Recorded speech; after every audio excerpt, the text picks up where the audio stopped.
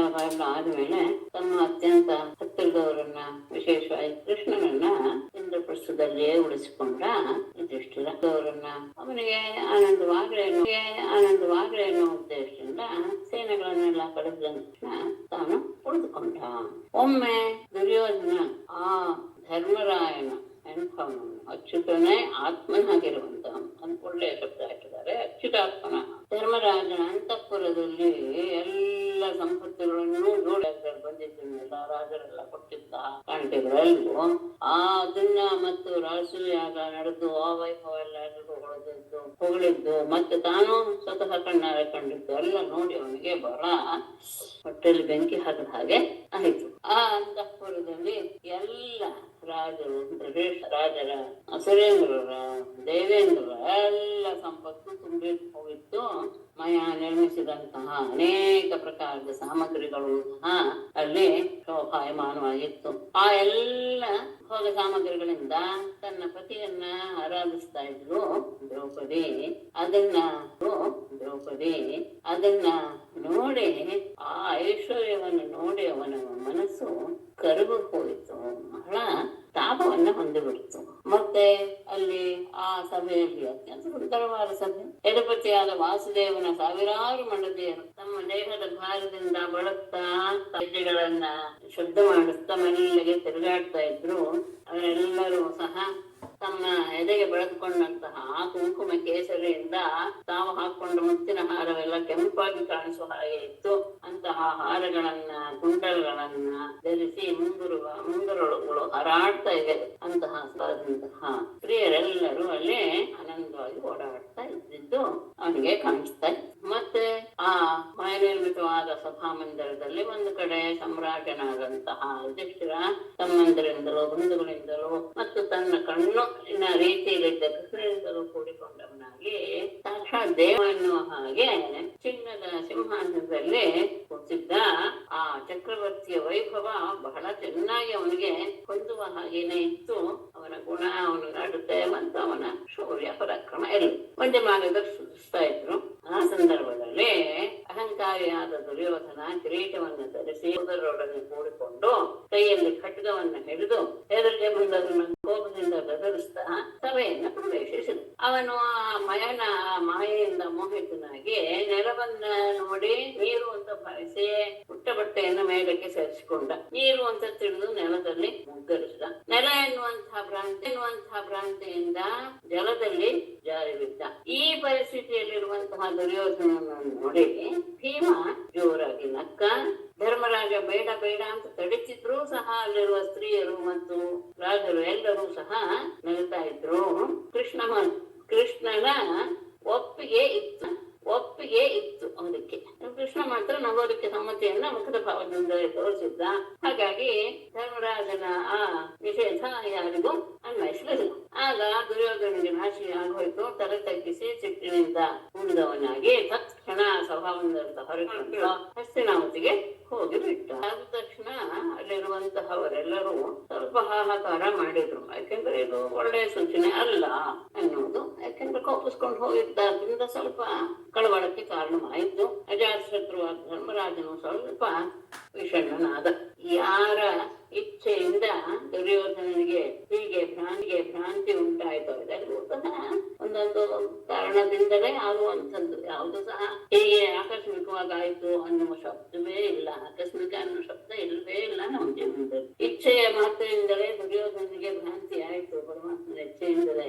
ಆ ಭಗವಂತ ಇದನ್ನೇ ಬೀಜವಾಗಿ ಮಾಡಿಕೊಂಡು, ಈ ರೀತಿ ಈ ಸಂದರ್ಭವನ್ನೇ ಬೀಜವನ್ನಾಗಿ ಮಾಡಿಕೊಂಡು ಧೂಪಾರ ಹೋಗಲಾಡಿಸ್ಬೇಕು ಅಂತ ಸಂಕಲ್ಪ ಮಾಡಿ ಅವನು ಸುಮ್ಮನೆ ಇರ್ಬಿಟ್ಟ. ಅಂತ ಹೇಳಿ ಪರೀಕ್ಷಿತರಿಗೆ ಹೇಳ್ತಾರೆ ಶುಕರು, ನೀನ್ ಹೇಳಿದ ಹಾಗೆ ರಾಷ್ಟ್ರೀಯ ಆಗ್ತಾರೆ. ದುರ್ಯೋಧನಿಗೆ ಅಸೂಯೆ ಯಾಕೆ ಉಂಟಾಯ್ತು, ಅವನೊಬ್ಬನಿಗೆ ಆನಂದ ಯಾಕೆ ಆಗ್ಬಿಟ್ಟಿದ್ದೇನೆ ಅಂತ ಹೇಳಿ ಮುಂದಿನ ಅಧ್ಯಾಯದಲ್ಲಿ ಹೇಳ್ತಾರೆ. ಪರಮಾತ್ಮನ ಇನ್ನೊಂದು ಅದ್ಭುತವಾದ ಕಾರ್ಯ ಹೇಳ್ತೇನೆ ಕೇಳು. ಆತ ಸೌಭ ವಿಮಾನದ ಒಡೆಯನಾದಂತಹ ಸಾಲ್ವನನ್ನು ಹೇಗೆ ಸಂಹಾರ ಮಾಡಿದ ಅನ್ನೋದನ್ನ ಹೇಳ್ತೇನೆ. ಸಾಲ್ವ ಯಾರು? ಅವನು ಶಿಲ್ಪಾಳನ ಮಿತ್ರ.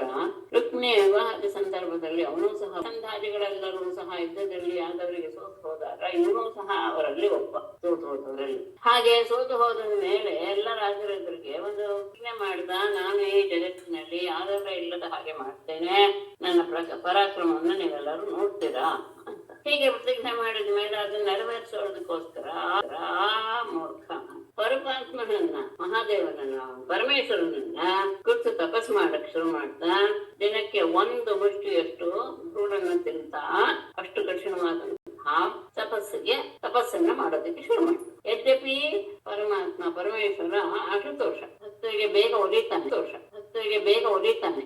ಆದರೂ 1 ವರ್ಷದ ಮೇಲೆ ಸಾಲ್ವನಿಗೆ ಪ್ರಸನ್ನನಾಗಿ ತಪಸ್ಸು ಮಾಡಿದ್ರಿಂದ ಅದನ್ನ ಫಲ ಕೊಡಲೇಬೇಕು. ಕಠಿಣವಾದ ತಪಸ್ಸನ್ನು ಮಾಡಿದ್ದಾನೆ. ಹಾಗಾಗಿ ಬರವನ್ನ ಕೇಳ್ಕೊಳ್ಳೋಕೆ ಹೇಳಿದ. ಸಾಲ್ವ ಕೇಳಿದ, ದೇವಾಸುರ ಮನುಷ್ಯರಿಗೆ, ಗಂಧರ್ವರ್ಗ ರಾಕ್ಷಸರಿಗೆ ಯಾರಿಗೂ ಸಹ ನಾಶ ಮಾಡುವಂತಹ, ಯಾದವರಿಗೆಲ್ಲ ಭಯವನ್ನು ಉಂಟು ಮಾಡುವಂತಹ, ನನ್ನ ಇಚ್ಛೆಗೆ ಸರಿಯಾಗಿ ಓಡಾಡುವಂತಹ ವಿಮಾನ ಬೇಕು ಅಂತ ಕೇಳು.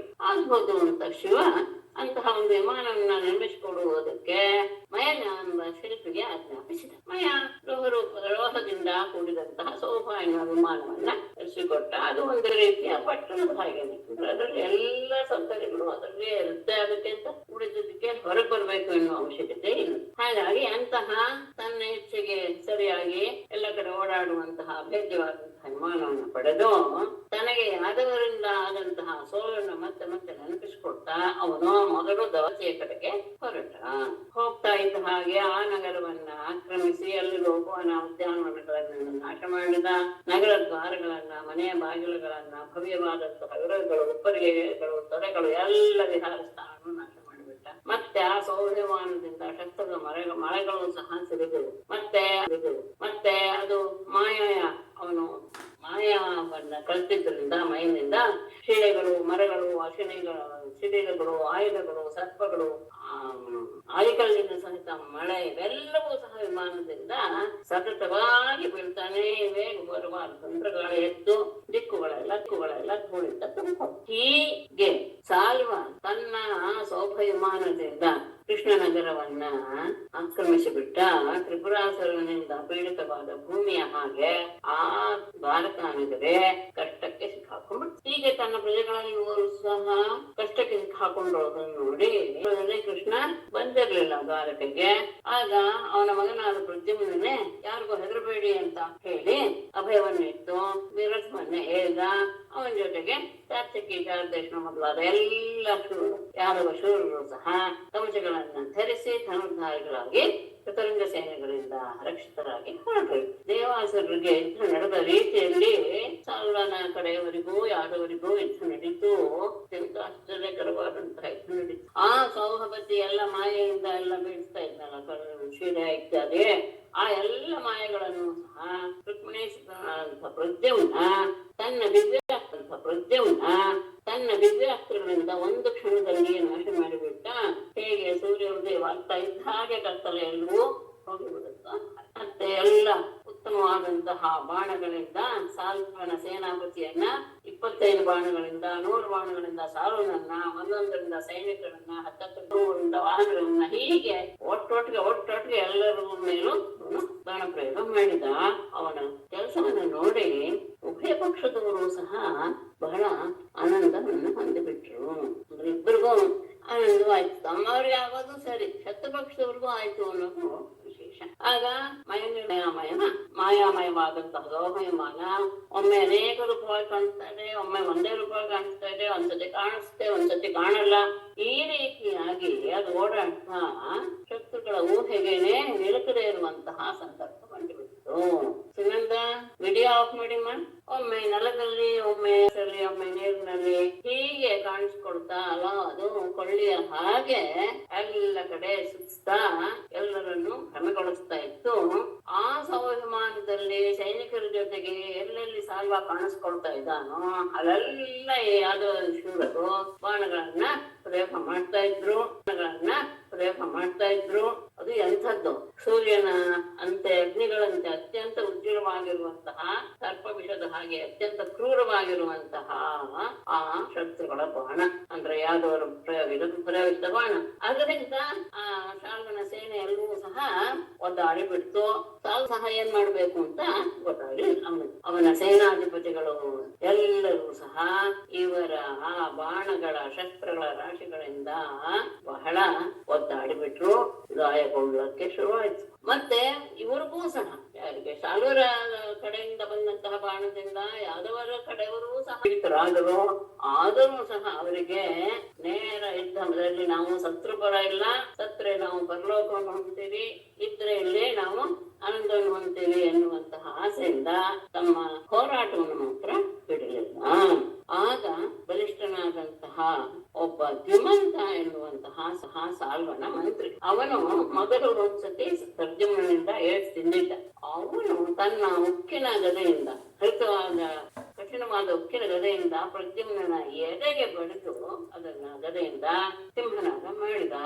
ಆ ಹೊಡೆತ ಪ್ರದ್ಯುಮ್ನನ್ನು ಮೂರ್ಛೆಗೊಳಿಸಿಬಿಡ್ತು. ಆಗ ದಾರುಕನ ಮಗ ಅವನ ರಥದ ಸಾರಥಿಯಾಗಿದ್ದ. ಅವನಿಗೆ ಯುದ್ಧದ ವಿಷಯವೆಲ್ಲೂ ಧರ್ಮವೆಲ್ಲೂ ಗೊತ್ತಿತ್ತು.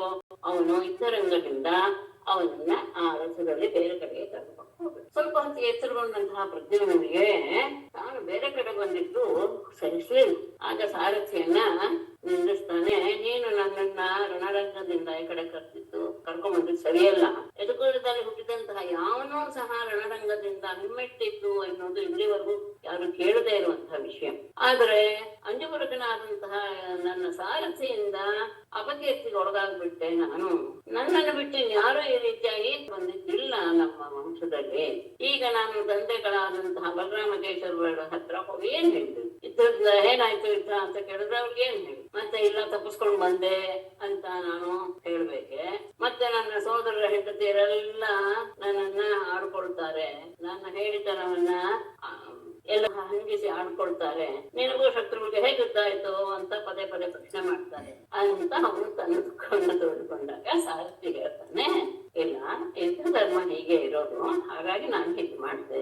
ಯಾಕೆಂದ್ರೆ ಯುದ್ಧ ಧರ್ಮ ಏನ್ ಹೇಳುತ್ತೆ, ಕಷ್ಟದಲ್ಲಿರುವ ರಥಿಕನನ್ನ ಸಾರಥಿ, ಹಾಗೆ ಕಷ್ಟದಲ್ಲಿ ಸಿಕ್ಕಾಪಟ್ಟ ಸಾರಥಿಯನ್ನ ರಥದಲ್ಲಿರುವ ವ್ಯಕ್ತಿ ರಕ್ಷಿಸಬೇಕು ಅನ್ನೋದು ಯುದ್ಧದ ಧರ್ಮ. ಇದು ನನಗೆ ಗೊತ್ತಿದ್ದರಿಂದ ಇದನ್ನ ಸರಿಯಾಗಿ ತಿಳಿದುಕೊಂಡೆ ನಾನು ನಿನ್ನನ್ನ ರಣಭೂಮಿಯಿಂದ ಈಚೆಗೆ ಕರ್ಕೊಂಡು ಬಂದೆ. ನೀನು ಮೂರ್ಛಿತನಾಗ್ಬಿಟ್ಟಿದ್ದೆ ಗದೆಯಿಂದ ಏಡ್ತಿದ್ದು. ಆಗ ಶತ್ರುಗಳಿಗೆ ನಿನ್ನನ್ನು ಕೊಲ್ಲೋದು ಬಹಳ ಸುಲಭ ಅಲ್ವೇ, ಹಾಗಾಗಿ ಈ ರೀತಿಯಾಗಿ ನಾನು ಮಾಡಿದೆ ಅಂತ ಹೇಳಿದ. ಆಮೇಲೆ ಅವ್ರಿಗೆ ಸ್ವಲ್ಪ ಸಮಾಧಾನ ಆಯ್ತು. ಶ್ರೀ ಶುಕವಾಚ ಸೌಪಸ್ಪೃಶ್ಯ ಸಲಿಲಂ ದಂಶಿತೋ ಧೃತಕಾರ್ಮುಕಃ ದಯಮಾಂಜಮತಃ ಪಾರ್ಶ್ವಂ ವೀರಸ್ಯ ಇತ್ಯಾಹ ಸಾರಥಿಂ. ಸಹ ತು ಸಲಿಲಂ ಉಪಸ್ಪೃಶ್ಯ ದಂಶಿತಃ ಧೃತಕಾರ್ಮುಕಃ ಮಾಂ ವೀರಸ್ಯ ದ್ಯುಮತಃ ಪಾರ್ಶ್ವಂ ನಯ ಇತಿ ಸಾರಥಿಂ ಆಹ. ಸಹ ತು ಪ್ರದ್ಯುಮ್ನಾದರೂ ಸಲಿಲಂ ಉಪಸ್ಪೃಶ್ಯ ಅಂದ್ರೆ ಆಚಮನವನ್ನು ಮಾಡಿ ಶುದ್ಧನಾಗಿ, ದಂಶಿತಃ ಕವಚವನ್ನು ಧರಿಸಿ, ಧೃತಕಾರ್ಮುಕಃ ಧನಸ್ಸನ್ನ ಏರಿಸಿಕೊಂಡು, ನನ್ನನ್ನ ವೀರಸ್ಯ ದ್ಯುಮತಃ ಪಾರ್ಶ್ವಂ ನಯ ವೀರನಾದಂತಹ ದ್ಯುಮಾನದು ತಕಾರ ದ್ಯುಮತಃ ಅಂದ್ರೆ ಷಷ್ಠಿ, ಅವನ ಬಳಿಗೆ ನನ್ನನ್ನ ನಯ ಕರೆದುಕೊಂಡು ಹೋಗು ಇತಿ ಸಾರಥಿ. ಹೀಗೆ ಸಾರಥಿ ಹೇಳ್ದ, ಯಾರಿಂದ ನಾನು ಮೂರ್ತಿಗೆ ಒಳಗಾದ್ನೋ ಅಂತಹ ವೀರನಾದಂತಹ ದ್ಯುಮಂತನ ಹತ್ತಿರ ನನ್ನನ್ನು ಕರೆದುಕೊಂಡು ಹೋಗು ಅಂತ ಹೇಳ್ದ. ಹಾಗೆ ಅವನು ಕರೆದುಕೊಂಡು ಹೋದ. ವಿಧಮಂತಂ ಸಸೈನ್ಯಾನೇ ದ್ಯುಮಂತಂ ರುಕ್ಮಿಣೀ ಸುತಃ ಪ್ರತಿಹತ್ಯ ಪ್ರತ್ಯವಿಧ್ಯಂತ್ ನಾರಾಚೈಃ ಅಷ್ಟಭಿಃ ಸ್ಮಯನ್. ಸ್ವಸೈನ್ಯಾನೇ ವಿಧಮಂತಂ ದ್ಯುಮಂತಂ ರುಕ್ಮಿಣೀ ಸುತಃ ಪ್ರತಿಹತ್ಯ ಸ್ಮಯನ್ ಅಷ್ಟಭಿಃ ನಾರಾಚೈಃ ಪ್ರತ್ಯವಿಧ್ಯತ್. ಸ್ವಸೈನ್ಯಾನೇ ತನ್ನ ಸೈನ್ಯಗಳನ್ನೆಲ್ಲ ವಿಧಮಂತಂ ನಾಶಗೊಳಿಸ್ತಾ ಇರುವಂತಹ ದ್ಯುಮಂತನನ್ನ ರುಕ್ಮಿಣೀ ಸುತಃ ಪ್ರದ್ಯುಮ್ನನು ಪ್ರತಿಹತ್ಯ ತಡೆದು, ಸೈನ್ಯಗಳನ್ನೆಲ್ಲ ನಾಶ ಮಾಡ್ತಾ ಇರುವಂತಹ ದ್ಯುಮಂತನ ಆ ಸಾಹಸವನ್ನ ತಡೆದು, ಸ್ಮಯನ್ ಮಗಳು ನಗುತ್ತಾನೆ, ಅಷ್ಟಭಿಃ ನಾರಾಚೈಃ 8 ಬಾಣಗಳಿಂದ ಪ್ರತ್ಯವಿಚ್ಛದ್ ಅವನ ಮೇಲೆ ಪ್ರಯೋಗ ಮಾಡಿದ. 8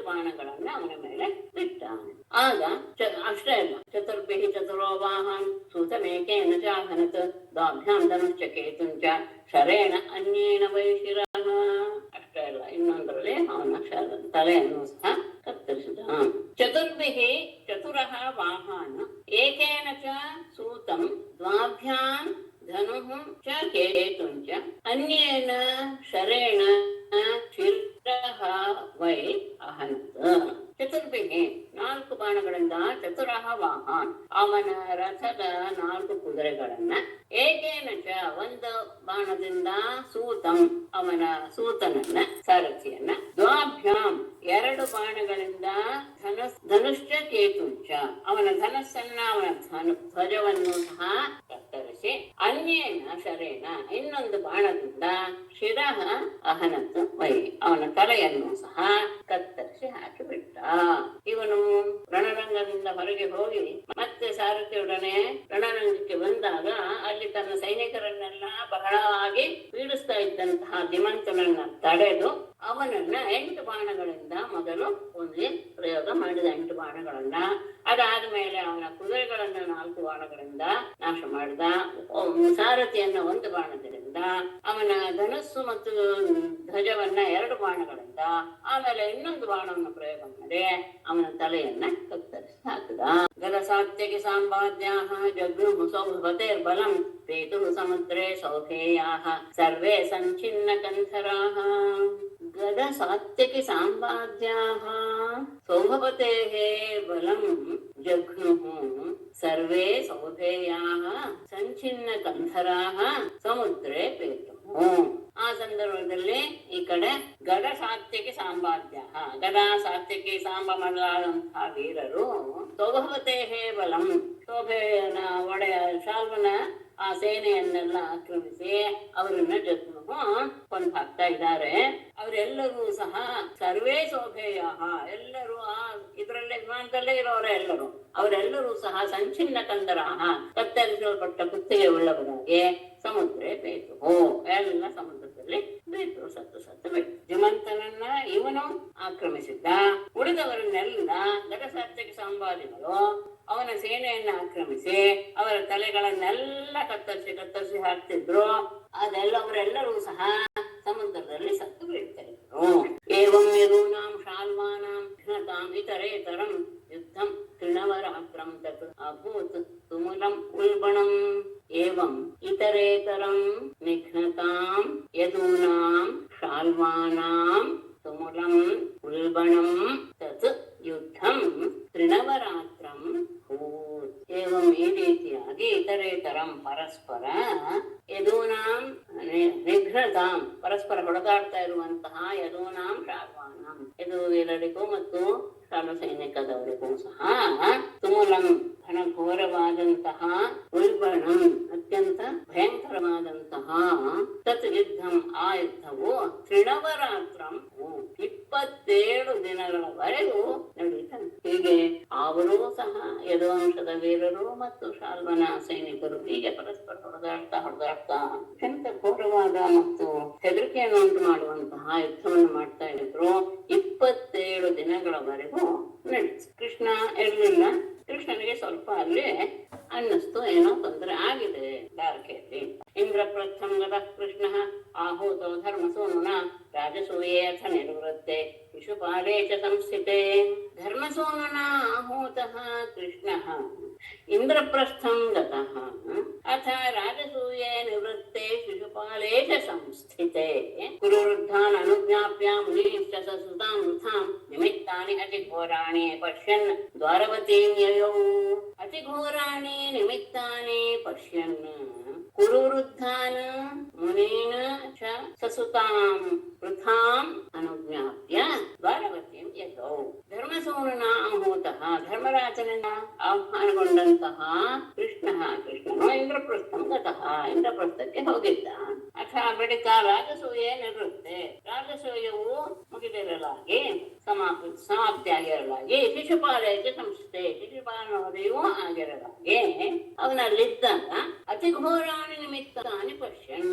ಅತಿ ಅಂದ್ರೆ ಅಪಶಕುನಗಳು ಅತೀವವಾಗಿ ಆಗ್ತಾ ಇರೋದನ್ನ ಅವನು ಗೊತ್ತಾಯ್ತು. ಅವರ ಶಕುನಗಳು ಅವನಿಗೆ ಕಣ್ಣು ಮುಂದೆ ಬರ್ತಾ ಇವೆ. ಹಾಗಾದಾಗ ಕುರುವೃದ್ಧಾನ್, ಕುರುವಂಶದ ಹಿರಿಯರನ್ನು, ಮುನಿಗಳನ್ನು, ಸಸುತಾಂ ಪೃಥಾಂ, ಮಕ್ಕಳೊಳಗೂಡಿದಂತಹ ಕುಂತಿಯನ್ನು ಎಲ್ಲರನ್ನೂ ಸಹ ಅನುಜ್ಞಾಪ್ಯ, ಅವರ ಅನುಮತಿಯನ್ನು ಪಡೆದು ದ್ವಾರವತಿ ದ್ವಾರಕೆಗೆ ಆತ ಬಂದ. ಧರ್ಮರಾಜನ ಆಹ್ವಾನದಂತೆ ಇಂದ್ರಪ್ರಸ್ಥಕ್ಕೆ ಹೋಗಿದ್ದ. ಅಲ್ಲಿ ರಾಜಸೂಯಾಗ ಮುಗಿಯಿತು. ಶಿಶುಪಾಲನು ಹತನಾದ.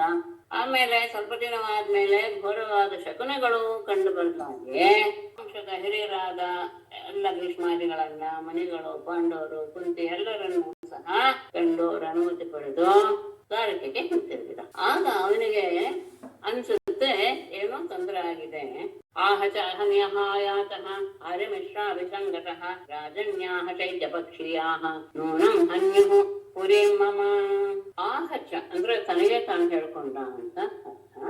ಆರ್ಯಮಿಶ್ರಾಭಿಸಂಗತಃ ಅಹಂ ಇಹ ಆಯಾತಃ ನೂನಂ ಚೈತ್ಯಪಕ್ಷೀಯಾಹ ರಾಜನ್ಯಾಹ ಮಮ ಪುರೀಂ ಹನ್ಯುಃ.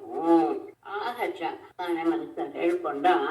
ಆರ್ಯಮಿಶ್ರಾದಿ ಸಂಗತಃ, ಇಲ್ಲಿ ಒಂದು ಸ್ವಲ್ಪ ತೊಂದರೆ ಇದೆ ಅನ್ನೋದನ್ನ ಭಾಗವತದಲ್ಲಿ ಎತ್ತಿ ಹಾಕಿದ್ದಾರೆ.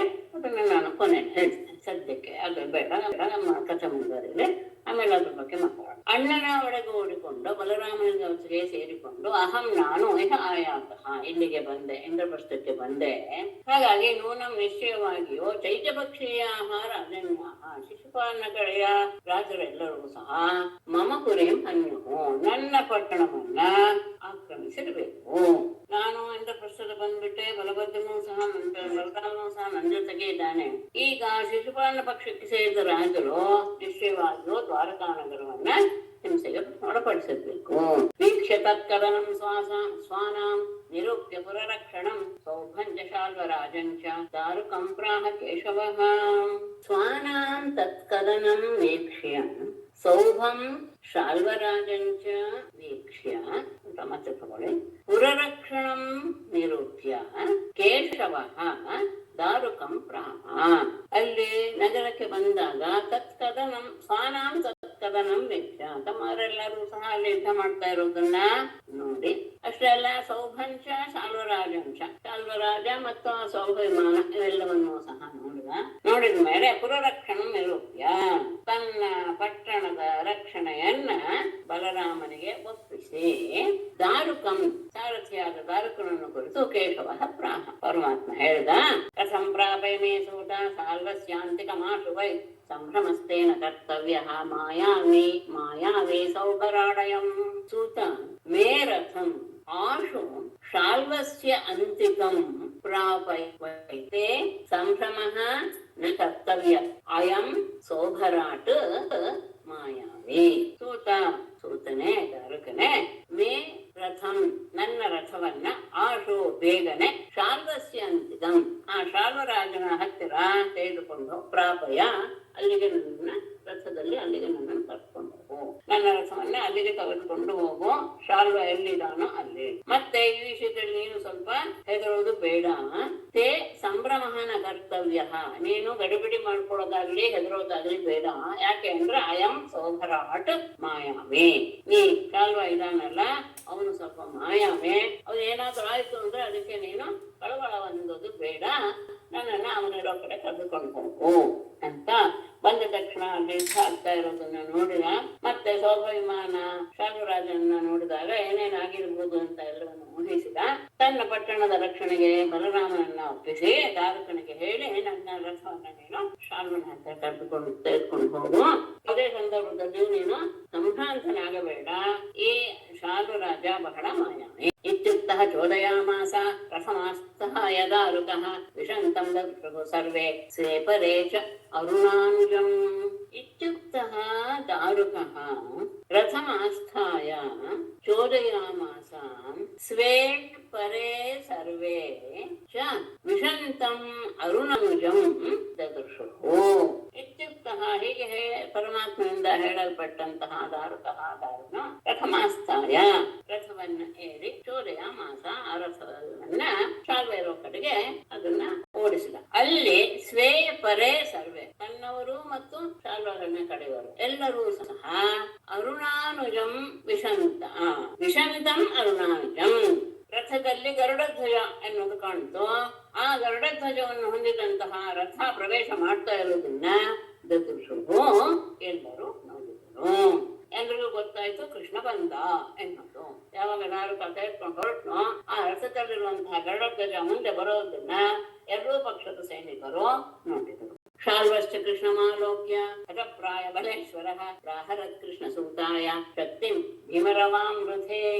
ಹಠಪ್ರಾಯ ಬಲೇಶ್ವರಃ ಶಾಲ್ವಃ ಚ ಕೃಷ್ಣಂ ಆಲೋಕ್ಯ ಮೃಧೇ ಕೃಷ್ಣಸೂತಾಯ ಭೀಮರವಾಂ ಶಕ್ತಿಂ ಪ್ರಾಹರತ್. ಹಠಪ್ರಾಯ ಬಲೇಶ್ವರ ಈಗಾಗಲೇ ತನ್ನ ಸೈನ್ಯವನ್ನೆಲ್ಲ ಸುಮಾರಷ್ಟು ಕಳೆದುಕೊಂಡಂತಹ ರಾಜನಾದ ಶಾಲ್ವನು ಕೃಷ್ಣಮಾಲೋಕ್ಯ ಕೃಷ್ಣನನ್ನು ನೋಡಿ ಮೃಧೆ ಆ ರಣರಂಗದಲ್ಲಿ ಕೃಷ್ಣಸೂತಾಯ ಕೃಷ್ಣನ ಸೂತನಾದ ದ್ವಾರಕನ ಮೇಲೆ ಭೀಮರವಾಂ ಶಕ್ತಿ ಅತ್ಯಂತ ಬಲಶಾಲಿಯಾದಂತಹ ದೊಡ್ಡದಾಗಿ ಶಬ್ದ ಮಾಡುವಂತಹ ಭೀಮರವಾಂ ದೊಡ್ಡ ಶಬ್ದ ಮಾಡುವಂತಹ ಶಕ್ತಾಯುಧವನ್ನ ಪ್ರಾಹರತ ಪ್ರಯತ್ನ ಮಾಡಿದ. ತನ್ನ ಸೈನ್ಯವನ್ನೆಲ್ಲ ಹೆಚ್ಚು ಕಡಿಮೆ ಕಳ್ಕೊಂಡು ಬಿಟ್ಟಿದ್ದಾನೆ ಶಾಲ್ವ. ಯಾವ ಕೃಷ್ಣನನ್ನು ನೋಡಿದ್ನೋ ಆಗ ಸಾರಥಿಯ ಮೇಲೆ ಅತ್ಯಂತ ಭಯಂಕರವಾದ ಶಬ್ದ ಮಾಡುವಂತಹ ತನ್ನ ಶಕ್ತಾಯುಧವನ್ನು ಅವನ ಮೇಲೆ ಎಸೆತ. ತಾಮಾಪತಂತೀಂ ನಭಸಿ ಮಹೋಲ್ಕಾಮಿವ ರಂಭಸ ಭಾಸಯಂತೀಂ ದಿಶಃ ಶೌರಿಃ ಸಾಯಕೈಃ ಶತಧಾ ಅಚ್ಛಿನತ್.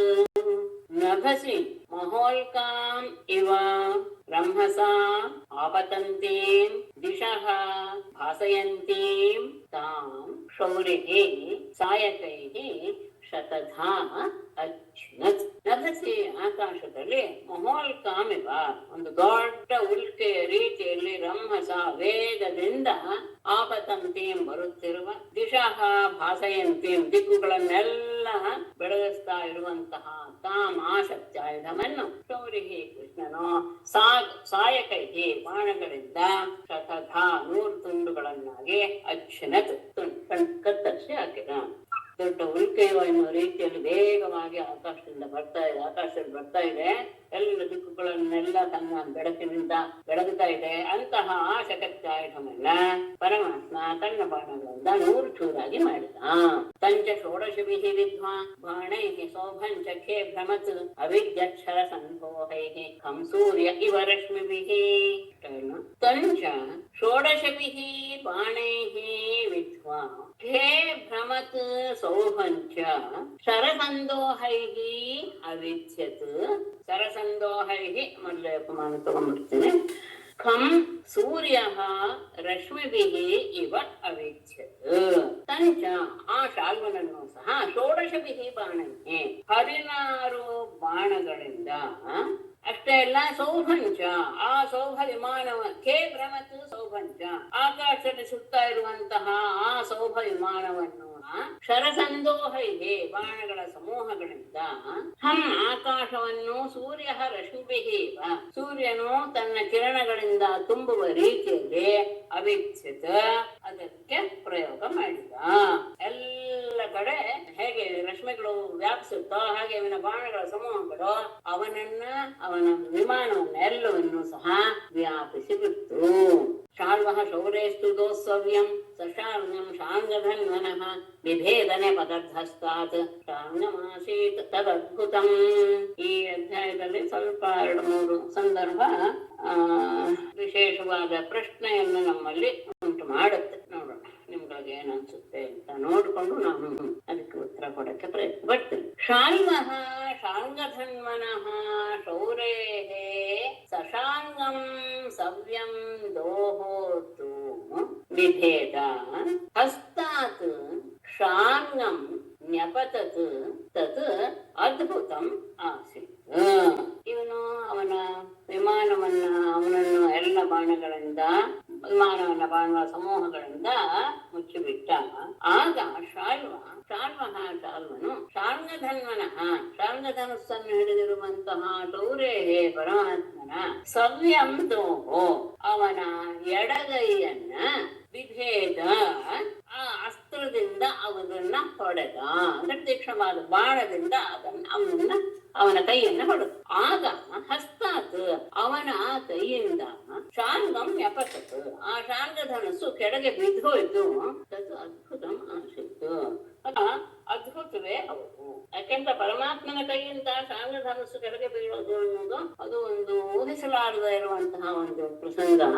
ಯಾವಾಗ ಶಾರ್ವ ಅವನ ಎಡಗೈಗೆ ಶಾರ್ಂಗಧನಸ್ಸನ್ನು ಹಿಡಿದಂತಹ ಅವನ ಆ ಎಡಗೈಯನ್ನ ಶಾರ್ಂಗ ಸಹಿತವಾದ ಅವನ ಎಡಗೈಯನ್ನ ಯಾವಾಗ ಬಾಣದಿಂದ ಹೊಡೆದ್ನೋ ಆಗ ಅವನ ಎಡಗೈಯಲ್ಲಿದ್ದಂತಹ ಶಾರ್ಂಗಧನಸ್ಸು ಕೆಳಗೆ ಬಿದ್ದು ಹೋಯ್ತು. ಇದು ಒಂದು ಅದ್ಭುತವಾದಂತಹ ವಿಷಯ. ಆಗ ನೋಡುವವರಿಗೆಲ್ಲ ಇದೇನೇನು ಪರಮಾತ್ಮ ವಿಷಯದಲ್ಲಿ ಹೀಗಾಗೋಯ್ತಲ್ಲ.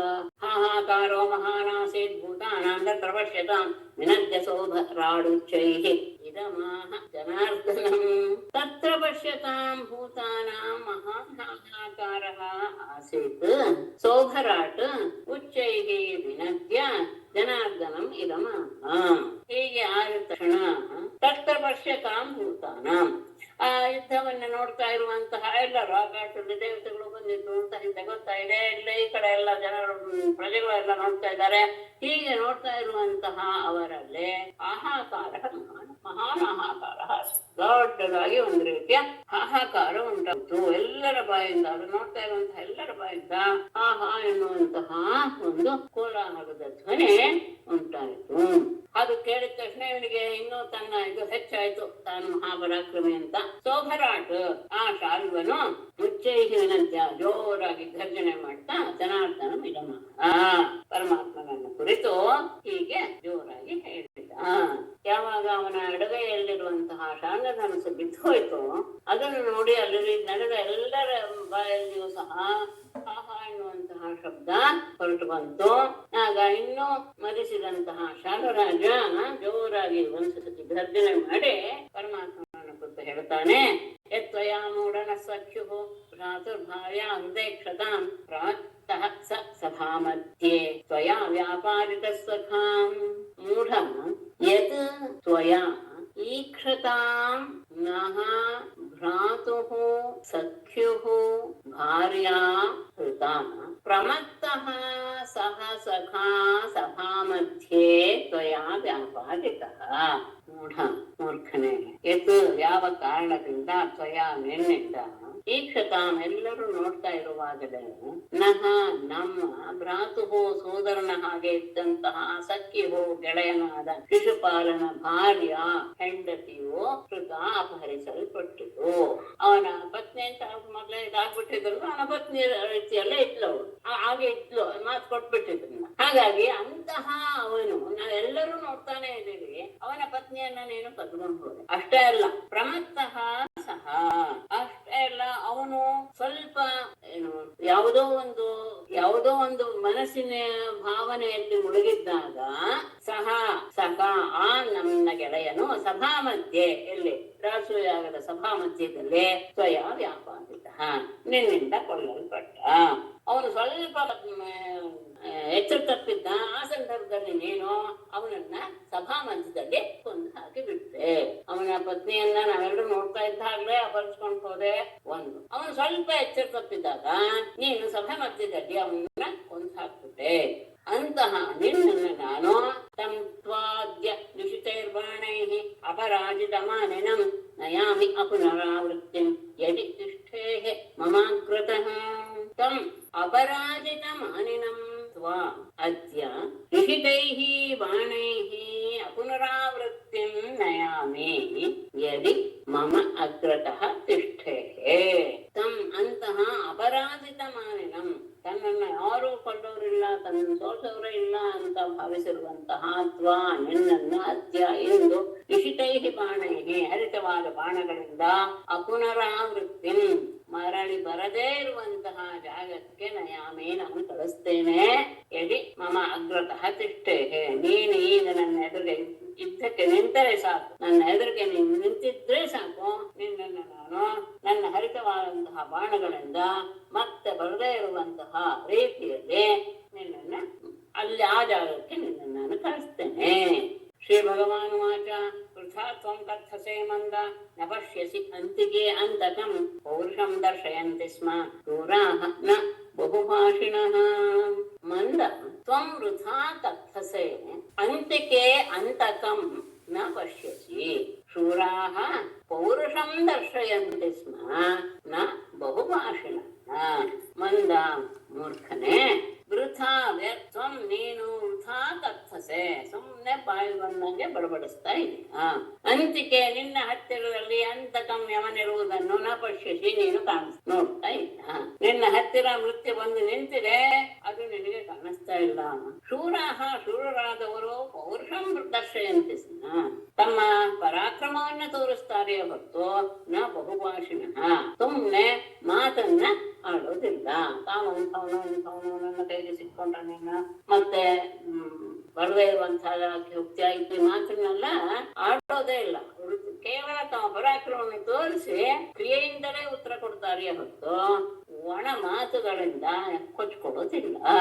ಇತ್ಯುಕ್ತ್ವಾ ಭಗವಾನ್ ಶಾರ್ವಂ ಗದಯಾ ಭೀಮವೇಗಯ ತತಾಡ ಜತ್ರೌ ಸಂರಬ್ಧಃ ಸ ಚ ಕಂಪೆ ವಮನ್ ಅಸುಕ್ ಇತಿ ಉಕ್ತ್ವಾ.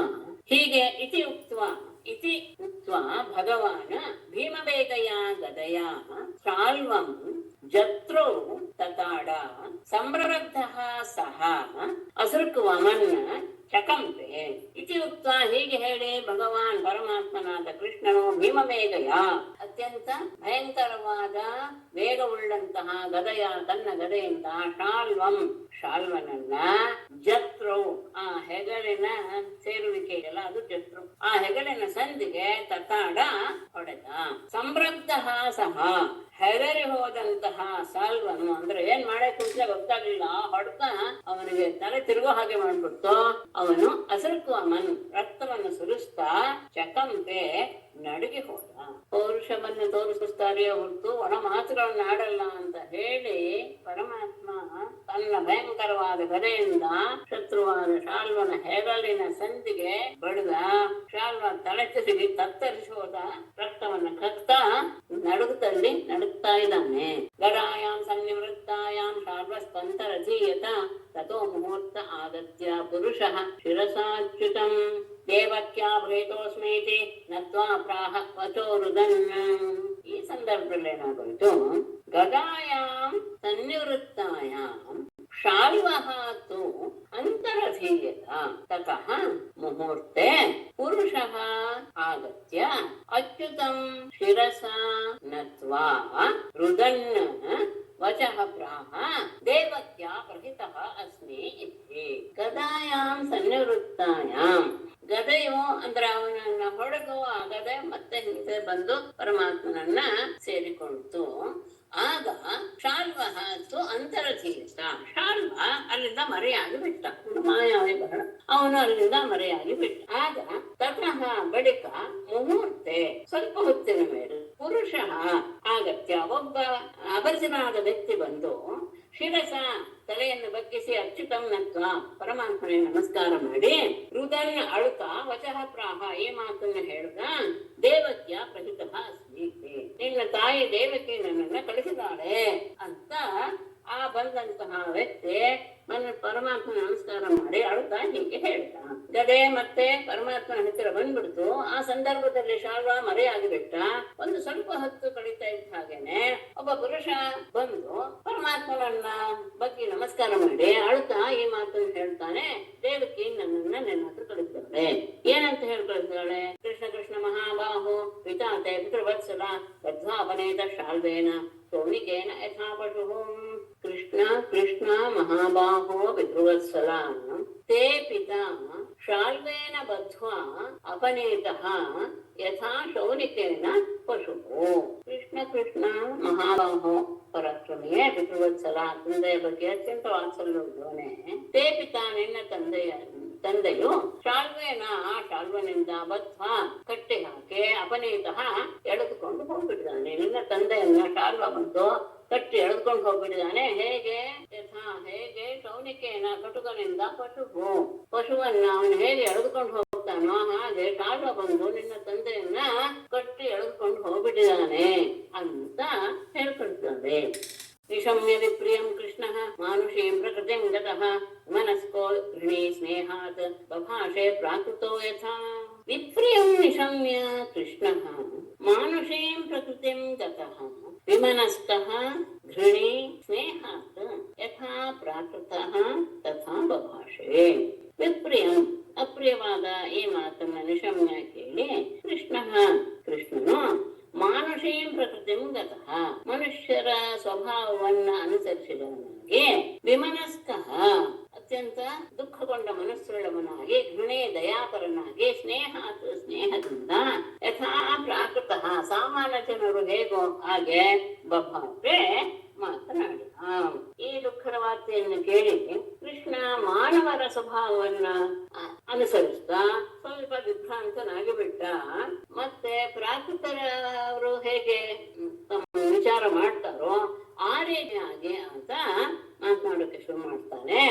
ಕಥಂ ರಾಮಂ ಅಸಂಭ್ರಾಂತಂ ಜಿತ್ವಾ ಜೇಯಂ ಸುರಾಸುರೈಹಿ ಶಾಲ್ವೇನ ಅಲ್ಪೀಯ ಸಾನೀತಃ ಪಿತಾ ಮೇ ಬಲವಾನ್ ವಿಧಿಃ. ಸುರಾಸುರೈಹಿ ಅಜೇಯಂ ಅಸಂಭ್ರಾಂತಂ ರಾಮಂ ಅಲ್ಪೀಯತಾ ಶಾಲ್ವೇನ ಕಥಂ ಚಿತ್ವಾ ಮೇ ಪಿತಾ ನೀತಃ ವಿಧಿಃ ಬಲವಾನ್. ಸುರಾಸುರೈಹಿ ದೇವತೆಗಳಾಗ್ಬೋದು ಅಸುರ ಆಗ್ಬೋದು ಎಲ್ಲರಿಂದಲೂ ಸಹ ಅಜೇಯಂ ಗೆಲ್ಲಲು ಅಶಕ್ಯನಾದಂತಹ ಅಸಂಭ್ರಾಂತಂ ಯಾವಾಗಲೂ ಸಹ ಗಡಿಬಿಡಿ ಮಾಡಿಕೊಳ್ಳದೆ ಸಮಾಧಾನ ಚಿತ್ತದಿಂದಿರುವಂತಹ ರಾಮಂ ಬಲರಾಮನನ್ನ ಅಲ್ಪೀಯತಾ ಶಾಲ್ವೇನ ಅಲ್ಪ ಬಲವುಳ್ಳಂತಹ ಈ ಶಾಲ್ವನಿಂದ ಕಥಂ ಜಿತ್ವಾ ಹೇಗೆ ತಾನೇ ಗೆದ್ದು ಮೇ ಪಿತಾ ನೀತಃ ನನ್ನ ತಂದೆ ಒಯ್ಯಲ್ಪಟ್ಟ ವಿಧಿಗೆ ಬಲವಾನ್.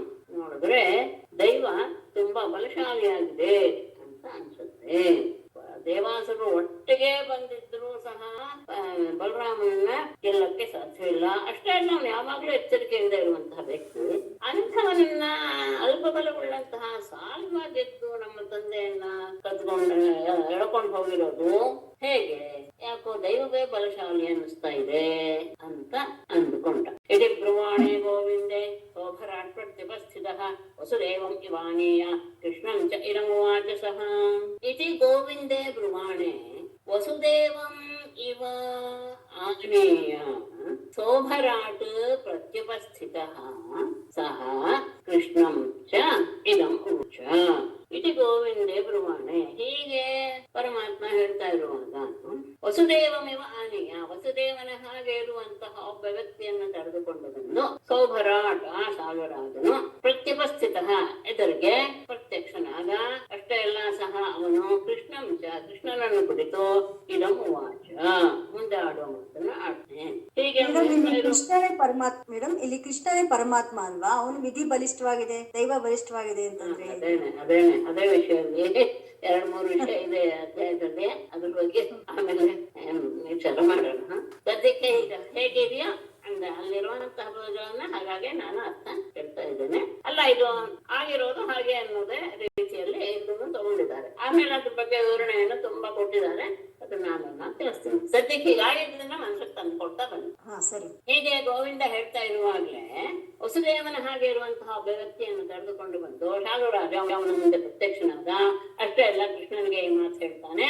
ಏಷತೆ ಜನಿತಾದಾತಃ ಯದರ್ಥಮಿಹ ಗೀಹಸಿ ಜೀವಸಿ ವಧಿಷ್ಯೇ ವೀಕ್ಷತಸ್ತೇನು ಈಶಶ್ಚೇತ್ ಪಾಹಿ ಬಾಲಿಷಾಂ ಯದರ್ಥಂ ಇಹ ಜೀವಸಿ ಏಷತೆ ಜನಿತಾ ದಾತಃ ತೇ ವೀಕ್ಷತಃ ಅಮುಂ ವಧಿಷ್ಯೇ ಈಶಃ ಚೇತ್ ಪಾಹಿ. ಬಾಲಿಷ ಮೂರ್ಖನೇ, ಯದರ್ಥಂ ಯಾವ ಉದ್ದೇಶದಿಂದ ಯಾರಿಗೋಸ್ಕರ ಇಹ ಜೀವಸಿ ನೀನೇನೆ ಬದುಕಿರುವೆಯೋ ಏಷಃ ಇವನು ಅಂತ ನಾನು ಕರ್ಕೊಂಬಂದ ವ್ಯಕ್ತಿ ತೇ ಜನಿತ ನಿನಗೆ ಜನ್ಮ ಕೊಟ್ಟಂತಹ ತಾತಃ ತಂದೆ. ತೇ ವೀಕ್ಷತಃ ನೀನ್ ನೋಡ್ತಾ ಇರುವಾಗಲೇ ಅಮುಂ ವಧಿಷ್ಯೆ ನಾನು ಇವನನ್ನ ವಧೆ ಮಾಡ್ತೇನೆ. ಈಶಶ್ಚೇತ್ ಸಾಮರ್ಥ್ಯವಿದ್ದರೆ ಹಾಗೆ ಅವನನ್ನು ನೀನು ರಕ್ಷಿಸು. ಇವನು ನಿನ್ನ ತಂದೆ, ಇವರಿಗೋಸ್ಕರನೇ ನೀನು ಬದುಕಿದೀಯ. ಆತನನ್ನ ನಾನು ನಿನ್ನ ಕಣ್ಣೆದುರಿಗೇನೆ ಬದುಕ್ತೇನೆ, ಸಾಮರ್ಥ್ಯ ಇದ್ರೆ ಅವನನ್ನು ಉಳಿಸ್ಕೋ ಅಂತ ಹೇಳಿ, ಏವಂ ನಿರ್ಭಸ್ಯ ಮಾಯಾವಿ ಖಡ್ಗೇನ ನಗದುಂದುಭೇನೆ ಉತ್ಕೃತ್ಯ ಶಿರಆದಾಯ ಕಷ್ಟಂ ಸೌಭಂ ಸಮಾವಿಶತ್. ಏವಂ ನಿರ್ಭಸ್ಯ ಮಾಯಾವಿ ಖಡ್ಗೇನ ಆನಕದುಂದುಭೇಃ ಶಿರಃ ಉತ್ಕೃತ್ಯ ಆದಾಯ ಖಸ್ಥಂ ಸೌಭಂ ಸಮಾವಿಶತ್.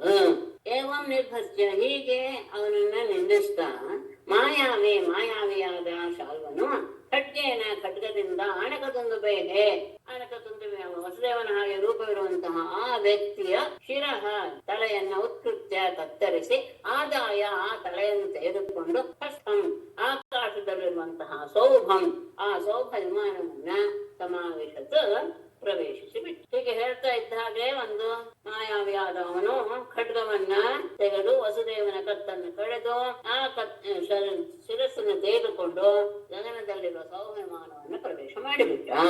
ತಥೋ ಮುಹೂರ್ತಂ ಪ್ರಕೃತ ಉಪಪ್ಲುತಃ ಬಭೂದ ಆಸ್ಥೆ ಜನ ಸ್ವಜನಾನುಷಂಗತಃ ಮಹಾನುಭಾವಸ್ತದಬುಧ್ಯತ್ ಆಸುರೀಂ ಮಾಯಾಂ ಸ ಶಾಲ್ವಪ್ರಸೃತಾಂ ಮಯೋದಿತಂ. ತತಃ ಸ್ವಬೋಧಃ ಮುಹೂರ್ತಂ ಸ್ವಜನಾನುಷಂಗತಃ ಪ್ರಕೃತೌ ಉಪಪ್ಲುತಃ ಆಸ್ತೆ ಮಹಾನುಭಾವಃ ಸಹ ತತ್ ಶಾಲ್ವಪ್ರಸೃತಾಂ ಮಯೋದಿತಾಂ ಆಸುರೀಂ ಮಾಯಾಂ ಅಬುಧ್ಯತ್. ತತಃ ಬಳಿಕ ಮುಹೂರ್ತಂ ಸ್ವಬೋಧಃ ಅಂತ ಮೊದಲ ಹೇಳಿದ್ದೇನೆ, ಹಾಗೆ ತಗೊಳ್ಳಿ. ಸ್ವಬೋಧ ಅಂದ್ರೆ ತಾನೇ ಜ್ಞಾನ ಸ್ವರೂಪನಾದರೂ ಮುಹೂರ್ತಂ ಸ್ವಲ್ಪ ಹೊತ್ತು ಸ್ವಜನಾನುಷಂಗತಃ ತಮ್ಮ ಬಂಧುಗಳ ಮೇಲಿನ ಸಂಬಂಧದಿಂದ ಪ್ರಕೃತವು ಉಪಪ್ಲುತಃ ಆಸೆ ಮಾನವರ ಸ್ವಭಾವದಲ್ಲೇ ಮೂಡಿ ಹೋಗಿದ್ದ. ಅಂದ್ರೆ ಆದ ರೀತಿಯಾದ ವಿಫಲದ ಭಾವವನ್ನು ಹೊಂದಿಬಿಟ್ಟಿದ್ದ. ಸ್ವಯಂ ಜ್ಞಾನ ಸ್ವರೂಪನಾದಂತಹ ಅವನು ಒಂದು ಗಳಿಗೆಯಷ್ಟು ತಮ್ಮ ಬಂಧುವಿನ ಮೇಲಿನ ಪ್ರೀತಿಯ ಭಾವವನ್ನ ಮನಸ್ಸಿಗೆ ತಂದುಕೊಂಡು ಅವನು ಮಾನವ ಸ್ವಭಾವದ ಹಾಗೆ ಮನಸ್ಸಿನಲ್ಲಿ ವಿಫಲನಾದ.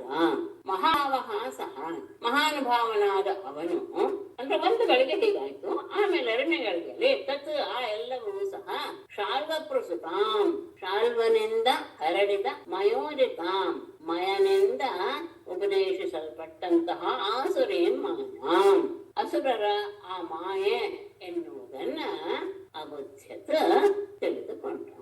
ಒಂದು ಕ್ಷಣ ಹೀಗಾದರೂ ಸಹ ತತ್ಕ್ಷಣದಲ್ಲಿ ಗೊತ್ತಾಯ್ತು ಮಯನಿಂದ ಅವನಿಗೆ ಮಾಯಾವಿದ್ಯೆಯ ಉಪದೇಶವಾಗಿದೆ. ಹಾಗಾಗಿ ಆ ಸಾಲ್ವ ತನ್ನ ಮಾಯೆಯನ್ನ ಪ್ರಕಟಪಡಿಸಿದ. ಇದೆಲ್ಲವೂ ಆಸುರಿ ಮಾಯೆ ಎನ್ನುವುದರ ಅರಿವು ಕೃಷ್ಣನಿಗೆ ಆಯಿತು. ನಿತ್ಯ ಜ್ಞಾನ ಸ್ವರೂಪನಾದರೂ ಸಹ ಬಂಧುಗಳ ಮೇಲಿನ, ಅದು ವಿಶೇಷವಾಗಿ ತಂದೆಯ ಮೇಲಿನ ಮೋಹದಿಂದ ಮಾನವರಿಗೆ ಸಹಜವಾದಂತಹ ರೀತಿಯ ಮನಸ್ಸಿನ ವಿಫಲ ಭಾವವನ್ನು ಹೊಂದಿದ ಮಹಾನುಭಾವ. ಆದ್ರಿಂದ ಆತ ಮರುಕ್ಷಣದಲ್ಲಿಯೇ ಮಯನಿಂದ ಉಪದೇಶ ತಗೊಂಡಿರುವಂತಹ ಮಾಯಾವಿದ್ಯೆಯನ್ನು ಅರ್ತಿರುವಂತಹ ಸಾಲ್ವನ ಕೈಚೌತ ಇದು ಎನ್ನುವುದರ ಆಸುರಿ ಮಾಯೆ ಎನ್ನುವುದನ್ನ ಅವನು ಅರಿತುಕೊಂಡ. ಯಾಕಂದ್ರೆ ಮರುಕ್ಷಣದಲ್ಲಿಯೇ ಅಲ್ಲಿ ನತ್ರ ದೂತಂ ನಪಿತಃ ಕಲೇವರಂ ಪ್ರಬುದ್ಧ ಆಜೌ ಸಮಪಶ್ಯದಚ್ಯುತಃ ಸ್ವಪ್ನಂ ಯಥಾ ಚಾಂಬರಚಾರಿಣಂ ರೂಪಂ ಸೌಭಸ್ಥಂ ಆಲೋಕ್ಯ ನಿಹಂತು ಮುದ್ಯತಃ. ತತ್ರ ದೂತಂ ನ ಪಿತುಃ ಕಲೇವರಂ ಅಚ್ಯುತಃ ಆಜೌ ನ ಸಮಪಶ್ಯತ್ ಯಥಾ ಸ್ವಪ್ನಂ ಪ್ರಬುದ್ಧಃ ಅಂಬರಚಾರಿಣಂ ಸೌಭಸಂ ರಿಪುಂ ಆಲೋಕ್ಯ ನಿಹಂತುಂ ಉದ್ಯತಃ. ಆ ಕ್ಷಣದಲ್ಲಿ ಅಂದ್ರೆ ಯಾವಾಗ ಅವನ ಮಾಯೆ ಅನ್ನೋದು ಬಂದೋಗ್ತು ಗೊತ್ತಾಗೋಯ್ತು. ಆ ಕ್ಷಣದಲ್ಲಿ ನ ದೂತಂ, ಅಲ್ಲಿ ದೂತನನ್ನಾಗ್ಲಿ ನ ಸಮಪಶ್ಯತ್ ಅಂತ ಅಲ್ಲಿಗನ್ನಯ. ಪಿತುಃ ಕಲೇವರಂ, ತಂದೆಯ ದೇಹವನ್ನಾಗಲೇ ಅಚ್ಯುತಃ ನ ಆಜೌ ಯುದ್ಧರಂಗದಲ್ಲಿ ಅಚ್ಯುತಃ ನ ಸಮಪಶ್ಯತ್, ಪರಮಾತ್ಮ ಅಲ್ಲಿ ಯಾವುದನ್ನು ಕಾಣಲಿಲ್ಲ. ಹೇಗೆ ಯಥಾ ಸ್ವಪ್ನಂ ಪ್ರಬುದ್ಧ, ಹೇಗೆ ಸ್ವಪ್ನ ಸ್ವಪ್ನದಲ್ಲಿ ಕಂಡಿದ್ದನ್ನ ಎಚ್ಚರವಾದ ಮೇಲೆ ಹೇಗೆ ಅದು ಕಾಣೋದಿಲ್ವೋ ಆ ರೀತಿಯಾಗಿ ಮಾಯೆಗೆ ಒಂದು ಸ್ವಲ್ಪ ಹೊತ್ತು ಪ್ರಕೃತಿಗೆ ಒಡೆದು ಬಿಟ್ಟಿದ್ದ.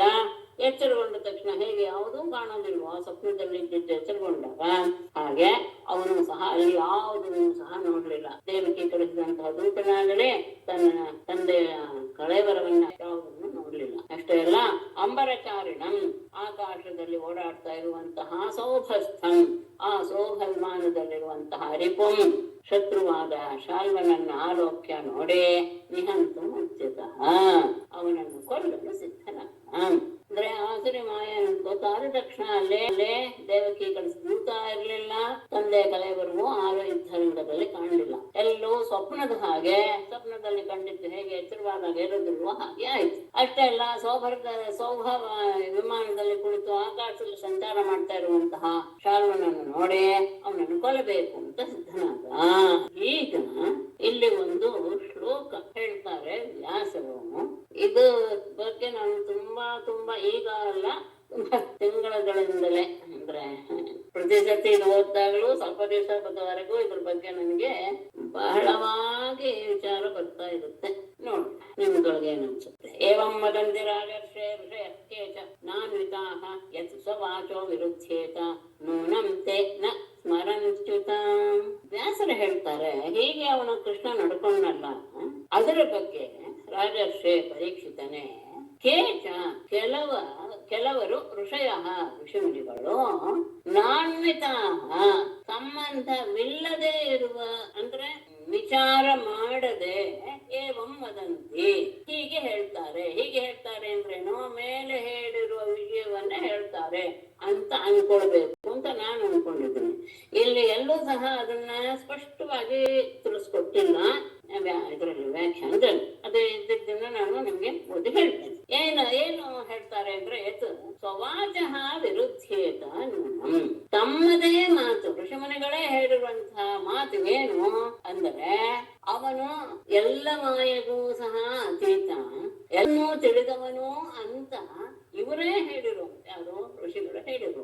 ಆ ತಾವೇ ಹೇಳಿದ ಮಾತುಗಳನ್ನ ವಿಚಾರ ಮಾಡದೇನೆ ಅವನು ಹೀಗೆ ಭ್ರಮೆಗೊಂಡ, ಆಮೇಲೆ ಅವನಿಗೆ ಮಾಯೆಯನ್ನು ದರಿವಾಯ್ತು, ಅವನ ಕೈಯಿಂದ ಶಾಂಗಧನಸು ಬಿದ್ದೋಯ್ತು ಇತ್ಯಾದಿ ಎಲ್ಲ ಹೇಳ್ತಾರಲ್ಲ, ಇದು ಅವರ ಮಾತಿಗೆ ಅವರೇ ವಿರುದ್ಧವಾಗಿ ಮಾತನಾಡ್ಕೊಂಡಂಗಾಯ್ತು. ನೂನಂ ನಿಶ್ಚಯವಾಗಿಯೂ ತೇ ಅವರು ನ ಸ್ಮರಂತಿ ಉತ, ತಾವೇ ಹೇಳಿದ ಮಾತನ್ನ ಅವರು ಮರೆತು ಬಿಡ್ತಾರಲ್ವೇ ಅಂತ ಆಯ್ತು. ಹೀಗೆ ಹೇಳ್ತಾರೆ, ಹೌದಾ? ಆಯ್ತು, ಅದು ಒಪ್ಕೊಂಡು. ಹಾಗಾದ್ರೆ ನಿಜ ಏನು? ಅದು ಬೇಕು ತಾನೆ. ಈ ತರ ಹೇಳಬಾರ್ದಾಗಿತ್ತು ಎನ್ನುವುದು ಋಷಿಗಳ ಬಗ್ಗೆ ಹೀಗೆ ಹೇಳ್ತಾರೆ. ಅವ್ರು ಹೇಳಿದ್ದವ್ರ ಮಾತಿಗೆ ಅವರೇ ವಿರುದ್ಧವಾಗಿ ಹೇಳ್ದಂಗಾಯ್ತು ಅಂತ ಆಯ್ತು. ಹಾಗಾದ್ರೆ ವಸ್ತುಸ್ಥಿತಿ ಏನು ಎನ್ನುವುದರ ಬಗ್ಗೆ ಹೇಳಿಲ್ಲ. ಆದ್ರೆ ಪರಮಾತ್ಮ ಎನ್ನುವ ವಿಷಯವನ್ನ ಪ್ರತಿಪಾದನೆ ಮಾಡುವಂತಹ ಶ್ಲೋಕ ಹೇಳ್ತಾ ಇದ್ದಾರೆ. ಪಶೋಕ ಮೋಹೋ ಸ್ನೇಹೋ ವಾ ಭಯಂ ವಾ ಯೇ ಅಗ್ನಿ ಸಂಭವಾಃ ಕ್ವಚ ಅಖಂಡಿತ ವಿಜ್ಞಾನ ಜ್ಞಾನ ಐಶ್ವರ್ಯಸ್ತು ಅಖಂಡಿತಃ. ಶೋಕಮೋಹೌ ಸ್ನೇಹಃ ವಾ ಭಯಂ ವಾ ಯೇ ಅಗ್ನಿ ಸಂಭವಾಃ ಅಂತಂದ್ರೆ ಕೃಷ್ಣೇ ಕ್ವ ಅಂತ ತಗೋಬೇಕು. ಅಷ್ಟೇ ಅಲ್ಲ, ಅಖಂಡಿತ ವಿಜ್ಞಾನ ಜ್ಞಾನೇಶ್ವರ್ಯ ಅಖಂಡಿತ ಕ್ವಚ.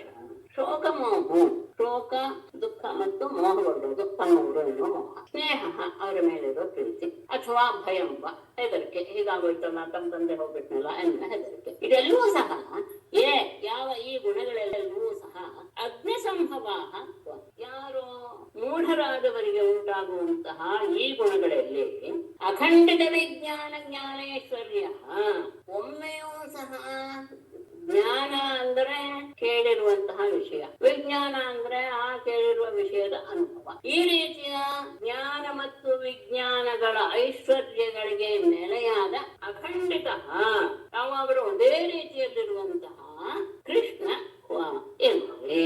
ಶೋಕ ಮೋಹ ಸ್ನೇಹ ಭಯ ಎಲ್ಲವೂ ಸಹ ಉಂಟಾಗೋದು ಯಾರಿಗೆ? ಅಜ್ಞರಿಗೆ ಉಂಟಾದ, ಅದು ಅಜ್ಞರಿಗೆ. ಆದರೆ ಎಲ್ಲ ರೀತಿಯ ಜ್ಞಾನ ಮತ್ತು ವಿಜ್ಞಾನದ ಐಶ್ವರ್ಯಗಳಿಗೆ ನೆಲೆಯಾದಂತಹ, ಅಷ್ಟೇ ಅಲ್ಲ ಪರಿಪೂರ್ಣ ಅಂತಹ ಕೃಷ್ಣ ಎಲ್ಲಿ ಅಂದ್ರೆ ಎರಡಕ್ಕೂ ತಾಳನೇ ಇಲ್ಲ. ಅದೇ ಒಂದು ಬೇರೆ ದಿಕ್ಕು, ಇದೇ ಒಂದು ಬೇರೆ ದಿಕ್ಕು. ಇಂಥವರಿಗೆ ಹೀಗೆ ರೀತಿಯಾದಂತಹ ಭಾವಗಳಿರುವುದು ಸಂಭವವೇ ಇಲ್ಲ. ಯಾಕೆ? ಇನ್ನು ಒಂದು ಅದಕ್ಕೆ ಸಮರ್ಥನೆ ಕೊಡ್ತಾರೆ. ಯತ್ಪಾದ ಸೇವೋರ್ಜಿತಯಾತ್ಮವಿದ್ಯೆಯ ಕಿನ್ವಂತ್ಯನಾದ್ಯಾತ್ಮ ವಿಪರ್ಯಯ ಗ್ರಹಂ ಲಭಂತ ಆತ್ಮೇಯವನಂತಮೈಶ್ವರಂ ಕುತೋ ಮೋಹಃ ಪರಮಸ್ಯ ಸದ್ಗತೇಃ. ಯತ್ ಪಾದ ಸೇವೋರ್ಜಿತಯಾ ಆತ್ಮವಿದ್ಯಯಾ ಅನಾದಿ ಆತ್ಮವಿಪರ್ಯಯ ಗ್ರಹಂ ಕಿನ್ವಂತಿ ಆತ್ಮೇಯಂ ಅನಂತಂ ಐಶ್ವರಂ ಲಭಂತೆ ಸದ್ಗತೇಃ ಪರಮಸ್ಯ ಕುತಃ ಮೋಹಃ ಅಥವಾ ಕುತೋ ಮೋಹ. ಯತ್ ಪಾದ ಸೇವ ಊರ್ಜಿತಯ ಆತ್ಮವಿದ್ಯೆಯ, ಯಾವ ಪರಮಾತ್ಮನ ಪಾದ ಸೇವೆಗಳಿಂದ ಗಳಿಸಲ್ಪಟ್ಟ ಆತ್ಮವಿದ್ಯೆಯಿಂದ ಅನಾದಿಯಾದ ಆತ್ಮ ವಿಪರ್ಯಯ ಗ್ರಹಂ, ಆತ್ಮಕ್ಕೆ ವಿರುದ್ಧವಾದಂತಹ ಅಂದರೆ ಭ್ರಾಂತಿ ಜ್ಞಾನವನ್ನ ಹಿನ್ವಂತಿ ಹೋಗಲಾಡಿಸ್ಕೊಳ್ತಾರೋ, ಯಾವ ಪರಮಾತ್ಮನ ಪಾದ ಸೇವೆಯನ್ನು ಮಾಡಿ ಆತ್ಮಜ್ಞಾನವನ್ನು ಪಡೆದು ಭ್ರಾಂತಿ ಅಂದ್ರೆ ದೇಹವೇ ಆತ್ಮ ಇತ್ಯಾದಿ ಅನಾದಿಯಾದಂತಹ ಆ ಭ್ರಾಂತಿ ಜ್ಞಾನವನ್ನ ಕಳೆದುಕೊಳ್ತಾರೋ, ಅಷ್ಟೇ ಅಲ್ಲ ಆತ್ಮೀಯಂ ಅನಂತಂ ಐಶ್ವರಂ ಲಭಂತೆ, ಆತ್ಮಕ್ಕೆ ಸಂಬಂಧಪಟ್ಟಂತಹ ಅನಂತವಾದ ಐಶ್ವರಂ ಸಾಮ್ರಾಜ್ಯವನ್ನ ಲಭಂತೆ ಗಳಿಸ್ಕೊಳ್ತಾರೆ. ಅಂದ್ರೆ ಆ ರೀತಿಯಾದಂತಹ ಉತ್ತಮೋತ್ತಮವಾದಂತಹ ಪರಮಹಂಸಗತಿಯನ್ನು ತಲುಪ್ತಾರೆ. ಹಾಗಿರುವಾಗ ಸದ್ಗತಿಯಾದಂತಹ ಪರಮಸ್ಯ ಪರಮಾತ್ಮನಿಗೆ ಕುತೋ ಮೋಹ ಅನ್ನುವುದು ಎಲ್ಲಿಂದ ಬರುತ್ತೆ ಸಾಧ್ಯ? ಎಲ್ಲಿಂದ ಮೋಹ ಬರುತ್ತೆ?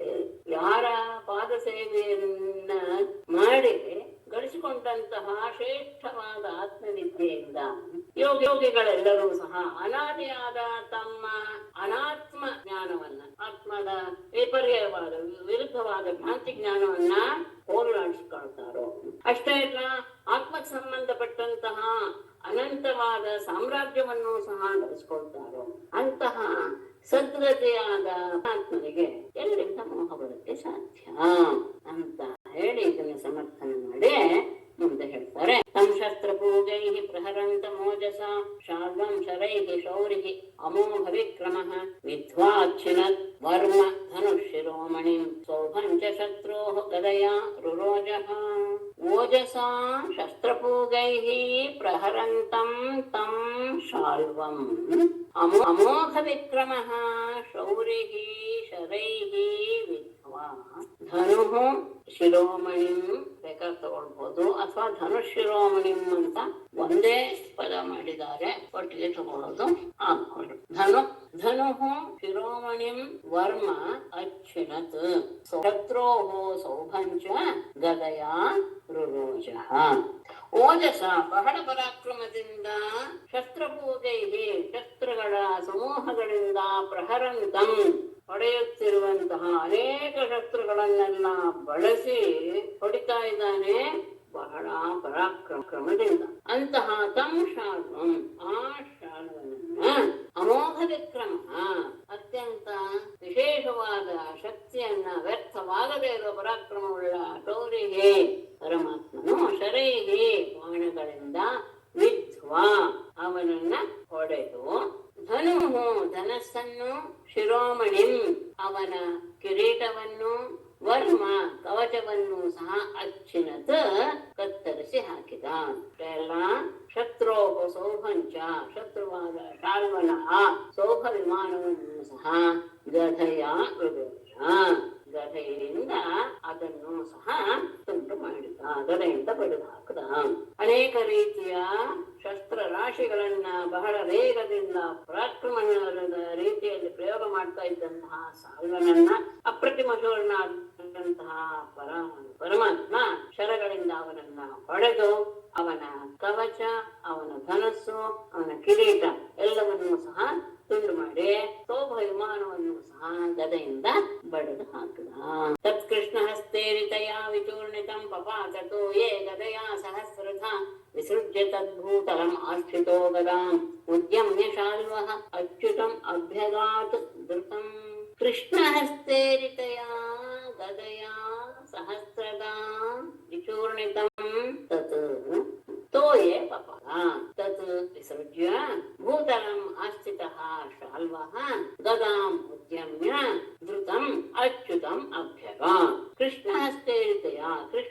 ಕೈಯಿಂದ ಪ್ರಯೋಗಿಸಿದ ಗದೆಯಿಂದ ಸಹಸ್ರದ 1000 ಪ್ರಕಾರವಾಗಿ ವಿಚೂರ್ಣಿತ ಚೂರು ಚೂರಾದ ತತ್ ಆ ವಿಮಾನವು ತೋಯೇ ಪಪಂತ ನೀರಿನಲ್ಲಿ ಸಮುದ್ರದಲ್ಲಿ ಬಿದ್ದೋಯ್ತು. ತತ್ ಆ ಬೀಳುವುದಕ್ಕೆ ಮೊದಲೇನೆ ತತ್ ವಿಸೃಜ್ಯ ಆ ವಿಮಾನವನ್ನು ಬಿಟ್ಟು ಭೂತಲಮಾಸ್ಥಿತ ಭೂಮಿಯಲ್ಲಿ ಬಂದು ನಿಂತುಕೊಂಡಂತಹ ಶಾರ್ವಹಾಚಾರ್ಯನು ಗದಾಮುದ್ಯಮ್ಯ ಗದೆಯನ್ನು ಎತ್ತಿಕೊಂಡು ಧೃತಂ ವೇಗದಿಂದ ಅಚ್ಯುತಂ ಅಭಾತ್ ಅಚ್ಯುತನನ್ನು ಪರಮಾತ್ಮನನ್ನ ಎದುರಿಸಿ ಧಾವಿಸಿ ಬಂದ. ಕೃಷ್ಣನ ಕೈಯಿಂದ ಗದೆಯ ಹೊಡೆತಕ್ಕೆ ಸಿಕ್ಕಿದಂತಹ ಸೌಭವಿಮಾನ 1000 ಚೂರಾಗಿ ಸಮುದ್ರ ಜಲದಲ್ಲಿ ಬಿತ್ತು. ಅಷ್ಟರಲ್ಲ ಅದರಿಂದ ಹೊರಬಂದಂತಹ ಸಾಲ್ವ ವಿಮಾನದಿಂದ ಕೆಳಗೆ ಧುಮುಕಿ ನೆಲಕ್ಕೆ ಧುಮುಕಿ ಗದೆಯನ್ನು ಎತ್ತಿ ಬಹಳ ವೇಗದಿಂದ ಅಚ್ಯುತ ಇರುವ ಕಡೆಗೆ ಓಡಿ ಬಂದ. ಆಧಾವತ ಸಗರಂ ತಸ್ಯ ಬಾಹುಂ ಭಲ್ಲೇನ ಚಿತ್ವಾಥ ರಥಾಂಗಮದ್ಭುತಂ ವಧಾಯ ಶಾಲ್ವಸ್ಯ ಲಯಾರ್ಕ ಸನ್ನಿಭಂ ಬಿಭ್ರದ್ ಬಭೌ ಸಾರ್ಕ ಇವೋದಯಾಚಲಃ. ಆಧಾವತಃ ತಸ್ಯ ಸಗದಂ ಬಾಹುಂ ಭಲ್ಲೇನ ಛಿತ್ವಾ ಅಥ ಶಾಲ್ವಸ್ಯ ವಧಾಯ ಲಯಾರ್ಕ ಸನ್ನಿಭಂ ಅದ್ಭುತಂ ರಥಾಂಗಂ ಬಿಭ್ರತ್ ಸಾರ್ಕಃ ಉದಯಾಚಲಃ ಇವ ಬಭೌ. ಆಧಾವತಃ ಧಾವಿಸಿ ಬರ್ತಾ ಇರುವಂತಹ ತಸ್ಯ ಆ ಶಾಲ್ವನ ಸಗದಂ ಬಾಹುಂ ಗದಾ ಸಹಿತವಾದ ಅವನ ತೋಳನ್ನ ಭಲ್ಲೇನ ಛಿತ್ವಾ ತನ್ನ ಭಲ್ಲೆಯಿಂದ ಅವನ ಕೈಯನ್ನು ತುಂಡರಿಸಿ ಅಥ ಬಳಿಕ ಶಾಲ್ವಸ್ಯ ವಧಾಯ ಶಾಲ್ವನನ್ನು ಸಂಹರಿಸೋದಕ್ಕೋಸ್ಕರ ಲಯಾರ್ಕ ಸನ್ನಿಭಂ ಪ್ರಳಯ ಕಾಲದ ಸೂರ್ಯನ ಹಾಗೆ ಇರುವ ಅದ್ಭುತಂ ರಥಾಂಗಂ ಪರಮಾದ್ಭುತವಾದಂತಹ ಆ ಚಕ್ರವನ್ನು ಸುದರ್ಶನ ಚಕ್ರವನ್ನು ಬಿಭ್ರತ್ ಧರಿಸಿ ಸಾರ್ಕಃ ಸೂರ್ಯನಿಂದ ಕೂಡಿದ ಉದಯಾಚಲಃ ಇವ ಉದಯಾಚಲವೋ ಎನ್ನುವ ಹಾಗೆ ಬಹು ಶೋಭಿತ ತನ್ನ ಮೇಲೆ ಆಕ್ರಮಣ ಮಾಡೋಕೆ ಬರ್ತಾ ಇರುವಂತಹ ಸಾಲ್ವನ ಆ ಗದಾ ಸಹಿತವಾದ ತೋಳನ್ನ ಭಲ್ಲೆಯಿಂದ ಕತ್ತರಿಸಿ ಆತನನ್ನು ಕೊಲ್ಲೋದಕ್ಕೋಸ್ಕರ ಕೃಷ್ಣ ಪ್ರಳಯ ಕಾಲದ ಸೂರ್ಯನ ಹಾಗಿರುವಂತಹ ತನ್ನ ಚಕ್ರವನ್ನ ಹಿಡಿದ. ಆಗ ಅವನು ಹಿಡಿದಿದ್ದು ಹೇಗೆ ಕಾಣಿಸ್ತಾ ಇತ್ತು ಅಂದ್ರೆ ಪ್ರಭಾತ ಕಾಲದಲ್ಲಿ ಸೂರ್ಯ ಸಹಿತನಾಗಿರುವ ಉದಯಾಚಲವೋ ಎನ್ನುವ ಹಾಗೆ ಅವನು ಶೋಭಿಸಿದ. ಜಹಾರತೇನೈವ ಶಿರಸ್ಸ ಕುಂಡಲಂ ಕಿರೀಟಯುಕ್ತಂ ಪುರುಮಾಯಿನೋ ಹರಿಃ ವಜ್ರೇಣ ವೃತ್ರಸ್ಯ ಯಥಾ ಪುರಂದರಃ ಬಭೂವ ಹಾಹಾ ಇತಿ ವಚಸ್ತದಾ ನೃಣಾಂ. ತೇನ ಏವ ಪುರುಮಾಯಿನಃ ಕಿರೀಟಯುಕ್ತಂ ಸಕುಂಡಲಂ ಶಿರಃ ಹರಿಃ ಯಥಾ ಪುರಂದರಃ ವಜ್ರೇಣ ವೃತ್ರಸ್ಯ ತಥಾ ಜಹಾರ ತದಾ ನೃಣಾಂ ಹಾಹಾ ಇತಿ ಬಭೂವ. ಇದೆಲ್ಲ ಕಡೆ ಹಾಹಾ ಅನ್ನೋದಿದೆ. ತೇನೈವ ಅದೇ ಸುದರ್ಶನ ಚಕ್ರದಿಂದ ಪುರುಮಾಯನಃ ಮಹಾಮಾಯಾದಂತಹ ಶಾಲ್ವನ ಕಿರೀಟಯುಕ್ತಂ ಕಿರೀಟದಿಂದ ಕೂಡಿದ ಸಕುಂಡಲಂ ಕುಂಡಲ ಸಹಿತವಾದ ಶಿರಃ ಅವನ ತಲೆಯನ್ನ ಹರಿಹಿ ಪರಮಾತ್ಮನು ಯಥಾ ಹೇಗೆ ಪುರಂದರಃ ಇಂದ್ರನು ವೃತ್ರಾಸುರನ ತಲೆಯನ್ನ ವಜ್ರೇಣ ವಜ್ರದಿಂದ ಕತ್ತರಿಸನು ಹಾಗೆ ಜಹಾರ ಕತ್ತರಿಸಿ ಹಾಕಿಬಿಟ್ಟ. ತದಾ ಆಗ ನೃಣಾಮಲ್ಲಿ ನೆರೆದವರ ಬಾಯಿಯಲ್ಲಿ ಹಾಹಾ ಇತಿ ವಚಃ ಬಭೂವ ಹಾಹಾ ಎನ್ನುವ ಶಬ್ದವು ಹೊರಟಿತು. ಆ ಚಕ್ರವನ್ನು ಹಿಡಿದುಕೊಂಡಂತಹ ಹರಿ ಮಹಾಮಾಯಾದಂತಹ ಸಾಲ್ವನ ಕಿರೀಟದಿಂದ ಕೂಡಿದ ಕುಂಡಲ ಸಹಿತವಾದಂತಹ ಶಿರಸ್ಸನ್ನ ಕತ್ತರಿಸಿ ಹಾಕಿದ. ಹೇಗೆ ಇಂದ್ರ ತನ್ನ ವಜ್ರಾಯುಧದಿಂದ ವೃತ್ರಾಸುರನ ಶಿರಸ್ಸನ್ನು ಕತ್ತರಿಸಿದನೋ ಹಾಗೆ ಅಲ್ಲಿ ಇದನ್ನು ನೋಡಿ ಅಲ್ಲಿ ನೆರೆದಂತಹ ಎಲ್ಲ ಜನರ ಬಾಯಲ್ಲಿ ಆಹಾ ಎನ್ನುವ ಶಬ್ದ ಹೊರಹೊಮ್ಮಿತು. ತಸ್ಮಿನ್ ನಿಪತಿತೆ ಪಾಪೆ ಸೌಭೆ ಚ ಗದಯಾ ಹತೆ ನೇದುಹುದುಂದುಭಯೋ ರಾಜನ್ನ ದಿವಿ ದೇವಗಣೇರಿತಾಃ ಸಖೀನಾಂ ಅಪಚಿತಿಂ ಕುರ್ವನ್ ದಂತವಕ್ತ್ರೋ ವೃಷಾಭ್ಯಗಾತ್. ಇನ್ನೊಬ್ಬನ ವರ್ಣಕಾಲ ಸಮೀಕ್ಷಿಸಿದ ಅವನು ಬಂದ. ತಸ್ಮಿನ್ ಪಾಪೆ ನಿಪತಿತೆ ಸೌಭೆ ಚ ಗದಯಾ ಹತೆ ರಾಜನ್ನ ದಿವಿ ದೇವಗಣೇರಿತಾಃ ದುಂದುಭಯಃ ನೇದುಃ ದಂತವಕ್ತ್ರಃ ಸಖೀನಾಂ ಅಪಚಿತಿಂ ಕುರ್ವನ್ ವೃಷಾ ಅಭ್ಯಗಾತ್. ರಾಜನೇ ತಸ್ಮಿನ್ ಆಮೇಲೆ ಹೇಳಿದೆ ಅನ್ಸ್ತೀನಿ. ತಸ್ಮಿನ್ ಪಾಪೇ ನಿಪತೆ, ಅಂತಹ ಪಾಪಿಯಾದ ಸಾಲನ್ನು ಮರಣ ಹೊಂದಲಾಗಿ ಸೌಭೇಚ ಅವನ ಸೌಭವಿಮಾನವು ಸಹ ಗದೆಯಿಂದ ಚೂರು ಚೂರಾದಲಾಗಿ ರಾಜನೇ ದಿವ್ಯ ಆಕಾಶದಲ್ಲಿ ದೇವಗಣೇರಿತ ದೇವತೆಗಳಿಂದ ನುಡಿಸಲ್ಪಟ್ಟಂತಹ ದುಂದುಬಿಗಳು ಮೇಲುಗೂ ಶಬ್ದ ಮಾಡಲು ತೊಡಗಿದಳು. ಪಾಪಿಯಾದ ಚಾಲ್ವ ಸತ್ತ, ಅವನ ಸೌಭವಿಮಾನವೂ ಸಹ ಚೂರಾಯ್ತು. ಆ ಸಂದರ್ಭದಲ್ಲಿ ದೇವತೆಗಳೆಲ್ಲರೂ ಸಹ ಹರ್ಷದಿಂದ ದುಂದುಬಿಗಳನ್ನು ಮೊಳಗಿಸಿದರು. ಇದನ್ನ ದಂತವಕ್ರನು ಸಖೀನಾಂ ಅವಚಿತಿಂ ಕುರುವನ್ನ, ತನ್ನ ಸ್ನೇಹಿತರಾದ ಇವನೊಬ್ಬ ಅಲ್ವಾ ಶಿಶುಪಾಲ, ಇವರಿಗೆಲ್ಲ ಆದಂತಹ ಜರಾಸಂಧನು ಹೌದು, ಇವರಿಗೆಲ್ಲ ಆದಂತಹ ಅವರಿಗೆ ಅಪಚಿತಿಂ ಕುರುವನ್ನ, ಅವರ ಸಾವಿನ ಸೇಡನ್ನ ತೀರ್ಸ್ಕೊಳ್ಳೋದಕ್ಕೋಸ್ಕರ ಅಥವಾ ಅವರಿಗೆ ಮರಣದ ಪ್ರತೀಕಾರವನ್ನ ಮಾಡೋದಕ್ಕೋಸ್ಕರ, ಅವರ ಮರಣದ ಪ್ರತೀಕಾರವನ್ನು ಕೈಗೊಳ್ಳೋದಕ್ಕೋಸ್ಕರ ವೃಷಾ ಕೋಪದಿಂದ ಅಭ್ಯಗಾತ ಯುದ್ಧಕ್ಕೆ ಅವನು ಬಂದ. ಇವನು ಇನ್ನು ಸತ್ತ, ಹಾಗೆ ಇನ್ನೊಬ್ಬ ಯುದ್ಧಕ್ಕೆ ಬಂದ. ದಂತವಕ್ರ ತನ್ನ ತೀರಿಸೋದಕ್ಕೋಸ್ಕರ ಅವನು ಸಹ ಅವರನ್ನ ಸಾಯಿಸಿದಂತಹ ಕೃಷ್ಣನ ಮೇಲೆ ಯುದ್ಧಕ್ಕೆ ಬಂದ. ತಸ್ಮಿನ್ ನಿಪತಿತೆ ಪಾಪೇ ಸೌಭೇ ಚ ಗದಯಾ ಹದೆ ನೇತುರ್ದುಂದುಭಯೋ ರಾಜನ್ ದಿವಿ ದೇವಗಣೇರಿತಾಃ ಸಖೀನಾಂ ಅಪಚಿತಿಂ ಕುರ್ವನ್ ದಂತವಕ್ರೋ ವೃಷಾಭ್ಯಗಾತ್. ಮೇಡಮ್ ಇಲ್ಲಿ ಸಖೀನಾಮ್ ಅಂತ ಇದೆಯಲ್ಲ, ಅದು ಪುಲ್ಲಿಂಗನೇ ಆಗುತ್ತಾ? ಸಖಿ ಶಬ್ದ ಅದು ಪುಲ್ಲಿಂಗದಲ್ಲೂ ಹಾಗೆ ಷಷ್ಠಿ ಬಹುವಚನ ಸಖೀನಾಮ್ ಅಂತ. ಶ್ರೀಮದ್ ಭಾಗವತೆ ಮಹಾಪುರಾಣೇ ದಶಮಸ್ಕಂಧೆ ಉತ್ತರಾರ್ಧೆ ಸೌಭವಧೋ ನಾಮ ಸಪ್ತತಿತಮೋಧ್ಯಾಯಃ. ನಾರಾಯಣಂ ನಮಸ್ಕೃತ್ಯ ನರಂ ಚೈವ ನರೋತ್ತಮಂ ದೇವೀಂ ಸರಸ್ವತೀಂ ತतो ಜಯಮುದೀರಯೇತ್. ಸರ್ವೇ ಭವಂತು ಸುಖಿನಃ, ಸರ್ವೇ ಸಂತು ನಿರಾಮಯಾಃ, ಸರ್ವೇ ಭದ್ರಾಣಿ ಪಶ್ಯಂತು ಮಾ ಕಶ್ಚಿತ್ ದುಃಖಭಾಗ್ ಭವೇತ್. ಅದೇ ಮೇಡಮ್, ಕೃಷ್ಣನೇ ಸ್ವತಃ ಮಾಯೆಗೆ ಸ್ವಲ್ಪ ಹೊತ್ತಾರ ಒಳಗಾಗದು, ಅದು ಆಶ್ಚರ್ಯನೇ ಅಲ್ವಾ? ಅವನು ಮಾಯಾತೀತ. ಹೌದು, ಅದಕ್ಕೆ ಇಲ್ಲಿ ಇವರು ಸ್ವಲ್ಪ ಶ್ಲೋಕವನ್ನ ಬಿಡಿಸೋದೇ ಬೇರೆ ರೀತಿಯಾಗಿ ಬಿಡಿಸಿ ಕೆಳಗಡೆ ಅವರು ಅರ್ಥ ಮಾಡ್ತಾರೆ. ಅಂದ್ರೆ ಇಲ್ಲಿ ನೇರವಾಗಿ ಶ್ಲೋಕಗಳನ್ನ ತೆಗೆದುಕೊಂಡು ಅರ್ಥ ಮಾಡಕ್ಕೆ ಹೊರಟಾಗ ಅಲ್ಲ, ಶ್ರೀಧರ ಯೋಗದವರು ಹಾಗೆ ಅರ್ಥ ಮಾಡಿದ್ದಾರೆ. ಏನಂತ, ಹೀಗೆ ಅವನು ಅನುಭವವನ್ನ ಪಡೆದ, ಅಂದ್ರೆ ಆ ರೀತಿಯ ಮೋಹಕ್ಕೆ ಒಳಗಾದ ಅಂತ ಋಷಿಗಳು ಪೂರ್ವಾಪರ ವಿಚಾರವಿಲ್ಲದೆ ಹೀಗೆ ಮಾತನಾಡ್ತಾರೆ. ಇದು ಸರಿಯಲ್ಲ? ಅದು ಸರಿ, ಅದು ಒಪ್ಪಣ, ನಮ್ಗೂ ಎಲ್ಲವೂ ಸರಿ ಒಪ್ಪಣ. ಆದ್ರೆ ಆ ಸಂದರ್ಭದಲ್ಲಿ ಅವನು ನಡೆದ ವಿಷಯ ಆದ್ರೂ ಏನು ಎನ್ನುವಂತಹ ಇದು ಬಂದೇ ಬರುತ್ತೆ ಪ್ರಶ್ನೆ. ಆಗ ಇವರು ಅಂದ್ರೆ ಕೆಳಗೆ ಟಿಪ್ಪಣಿ ಬರೀತಾರೆ, ಅವರು ಆ ಶ್ಲೋಕದ ಇದನ್ನ ಬಿಡಿಸುವಾಗ ವಿಶೇಷ ರೀತಿಯಾಗಿ ಅದನ್ನ ಬಿಡಿಸಿ ಅದರ ಅರ್ಥ ಬೇರೆ ರೀತಿಯಾಗಿ ಮಾಡ್ತಾರೆ. ಏನಂದ್ರೆ ನಾಳೆ ಹೇಳೋಣ ಅಂತ ಭಾವಿಸ್ತೀನಿ. ಎಷ್ಟು ಸಮಯ ಮೇಡಮ್, ಇದು ರಾಮಾಯಣದಲ್ಲಿಯೂ ಯುದ್ಧ ಪ್ರಸಂಗದಲ್ಲಿ ಇಂದ್ರಜಿತ್ ಮಾಯೆ ಮಾಡ್ತಾನೆ ಅಲ್ವಾ? ಅದು ಸ್ವಲ್ಪ ಹೀಗೆ ಇಲ್ವಾ? ಅಲ್ಲ, ಅದೇನು ನಮ್ಗೇನು ಇದೇ ಇಲ್ಲ, ಸಂದೇಹವೇ ಇಲ್ಲ. ಅದೇನು ನಿಮ್ಗೆ ಸಂದೇಹ? ಅಲ್ಲ, ಅಲ್ಲಿನೂ ಗಮನಿಸ್ಬೇಕು ನೀವು. ಯಾಕೆ ಅಂದ್ರೆ ರಾಮನ ವಿಷಯದಲ್ಲಿ ಈ ರೀತಿಯಾದಂತಹದ್ದು ಯಾವುದೂ ಸಹ ನಮ್ಗೆ ಇದಿಲ್ಲ, ಸಂದೇಹ ಬರಲ್ಲ. ಯಾಕೆಂದ್ರೆ ಅವನು ಒಬ್ಬ ಮನುಷ್ಯನ ರೀತಿಯಲ್ಲಿ ಅವನ ವ್ಯವಹಾರ ಮಾಡ್ತಾನೆ. ಎಲ್ಲೂ ಸಹ ಅವನು ತಾನು ದೇವರು ಅಂತ ಹೇಳ್ಕೊಂಡಿಲ್ಲ. ಹಾಗಾಗಿ ಮನುಷ್ಯನಿಗೆ ಎದುರು ವ್ಯಕ್ತಿಯಿಂದ ಆಗುವಂತಹ ಇದು ಪ್ರಹಾರದಿಂದ ಅಥವಾ ಆ ಸಂದರ್ಭದಲ್ಲಿ ಯಾವ ಮೋಹ ಉಂಟಾಗುತ್ತೋ ಆ ಮೋಹ ರಾಮನಿಗೂ ಆಗುತ್ತೆ. ಅದರಲ್ಲಿ ಯಾವ ಇದು ಇಲ್ಲ, ಸಂದೇಹ ಇಲ್ಲ. ಅಂದ್ರೆ ಅದು ಹೊಂದೋದಿಲ್ಲ. ಯಾಕೆ ಅಂದ್ರೆ ನಾವು ಮೊದಲಿಂದಲೂ ಅವನನ್ನ ಏನಂತ ಹೇಳ್ಕೊಂಡಿದ್ದೀವಿ, ಪರಬ್ರಹ್ಮ ವಸ್ತು ಅಂತ ಹೇಳ್ಕೊಂಡ್ ಬಂದಿದ್ದೀವಿ, ಪರಮಾತ್ಮ ಅಂತ ಹೇಳ್ಕೊಂಡ್ ಬಂದಿದ್ದೀವಿ. ಅವನು ಸಹ ಅದನ್ನ ಪ್ರಕಟಪಡಿಸ್ತಾನೆ ಇದ್ದಾನೆ. ಹಾಗಾಗಿ ಅವನು ಹೇಗೆ ಮಾಡೋದು ಸರಿಯೇ. ದೈವ ಬಹಳ ಬಲಿಷ್ಠವಾದದ್ದು ಅಂತ ಹೇಳ್ತೀನಿ. ಅದೇ ಅದು ಬೇರೆ ಹೇಳ್ತಾನೆ, ಅದು ಒಂದು ವಿಶೇಷ.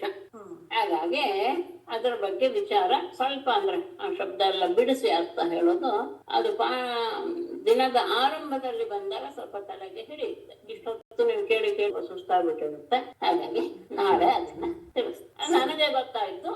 ನನಗೆ ಆಮೇಲೆ ಏನ್ ಅನ್ನಿಸ್ತು ಅದನ್ನು ಸಹ ತಿಳಿಸ್ತೇನೆ.